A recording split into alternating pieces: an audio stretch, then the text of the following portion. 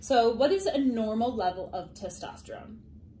Now, this may be a little different depending on who you ask, but if you go to your primary care, for example, they may tell you as long as your testosterone is at 200, whether you're 18 years old or 90 years old, your testosterone's normal.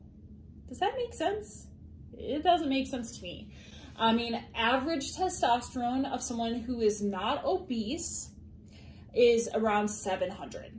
So it's a good goal for most men, but your optimal testosterone is going to differentiate depending on specifically you and your needs. Primary care physicians often say that, testosterone's normal if it's above 200 because that's when they're allowed to medically treat it according to insurances.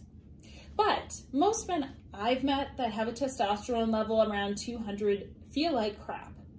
I mean, a lot of times they notice all those symptoms we talked about where they do not feel like the person they used to be. Optimal range has to be specified to exactly you.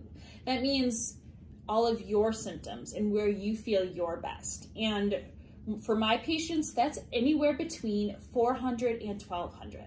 And why is that range so big? I mean, everybody's body is different. I mean, some men really do feel great at just 400 level of testosterone. It's a boost up from, the 200 that they were at, and they feel fantastic. Other men, to notice the full response and the full results, need to be closer to 1000.